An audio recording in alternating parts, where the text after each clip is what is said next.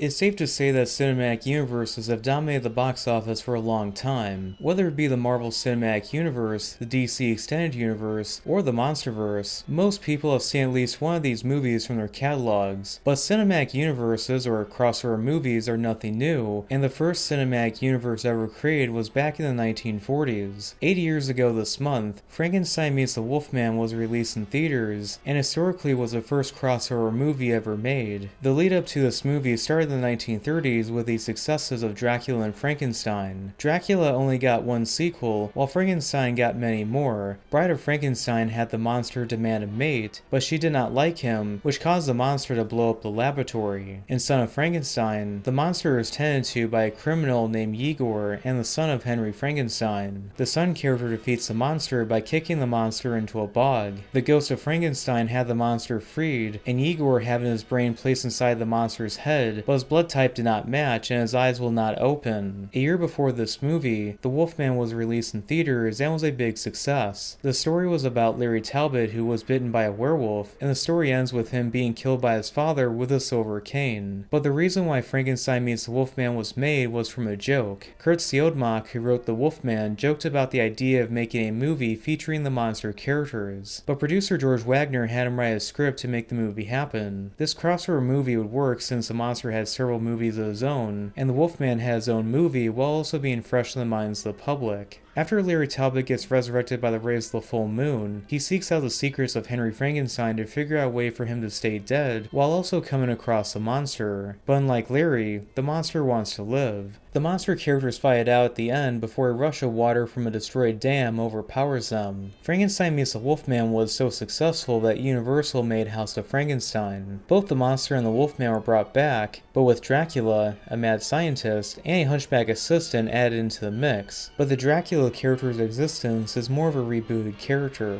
Dracula was killed at the end of the 1931 Dracula movie, so in this timeline, this Dracula is separate from the Bela Lugosi Dracula movie or its sequel, Dracula's Daughter. Dracula is killed by sunlight, the gypsy girl Alonka kills the Wolfman with a silver bullet, the monster kills the hunchback assistant Daniel, and the villagers drive the monster and the movie's mad scientist Dr. Niemann into quicksand. Of course, the movie was also successful and would be followed up with House of Dracula. While the movie explains that the monster is moved with quicksand to a distant cave, it is not explained how Dracula or Larry Talbot came back to life, but we can assume that Larry will not stay dead as long as he has his curse. The movie also changes things up by having the scientist character not go mad until later in the movie, and making the hunchback assistant into a sympathetic woman. Although the movie has a rushed ending where Nina and Dr. Ailman get killed, and the monster going down in the burning building, the movie does provide a satisfying conclusion to Larry Talbot's story by curing him of his werewolfism, thus concluding the first cinematic universe. The trilogy of these crossover movies had their share of problems, such as one of the actors playing multiple unrelated characters throughout each movie, and an actress that replaced another one in between The Ghost of Frankenstein and Frankenstein Meets the Wolfman, but this of course has happened at least a few times in the MCU. The more major issue was the continuity, where the writers struggled to come up with a new convoluted way to bring the monsters back. I am aware of their shortcomings, but I do enjoy these movies, mainly for Lon Chaney Jr. constantly playing Larry Talbot as an emotional through line through these movies, and I do appreciate the serious tone that each movie consistently had. Between the late 1940s and the mid-1950s, Universal decided to have their monster characters cross paths with Bud Abbott and Lou Costello. Starting with Abbott and Costello Meet Frankenstein, the comics came across the monster, Dracula, the Wolfman, and even a cameo by the Invisible Man. Oh, that's too bad. I was hoping to get in on the excitement.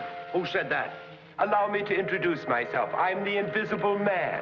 Of course, with no continuity with the previous movie where Larry Talbot was cured, and it was in its own separate universe and continuity. This was followed by Abbott and Costello Meet the Invisible Man, and Abbott and Costello Meet the Mummy, but each movie in the trilogy got progressively worse. Decades later, Universal would produce Van Helsing, their first Monster Mash movie since the 1940s, but never got a sequel to make a cinematic universe of sorts. 10 years later, they released Dracula Untold and hoped that movie would get a sequel and begin a shared universe. But the movie did not go as good as they hoped for, and Universal put their chips down with The Mummy in the Dark Universe. But when that failed even harder than Dracula Untold, they pulled the plug in the Dark Universe and started in a different direction in the 2020s. But before the Dark Dark Universe became defunct, the idea was to remake Bride of Frankenstein, The Invisible Man, The Wolfman, a second time, and Creature from the Black Lagoon, in that order. I know this was the order of the movies since I got my hands on an unproduced script of the Wolfman remake, and it featured the Invisible Man as a cameo, as well as hinting the next movie would be Creature from the Black Lagoon. Javier Bardem had signed on to play the monster, and Johnny Depp as the Invisible Man. They were eyeing Dwayne "The Rock" Johnson to play the Wolfman, and it was rumored that Chris Evans and Scarlett Johansson were considered to star in the Creature from the Black Lagoon remake. But I am happy that the Dark Universe failed because Alex Kurtzman did not fundamentally understand these characters, and I am also glad that Universal has walked away from the tiresome cinematic universe trend. So anyway, thanks for watching, please like and subscribe.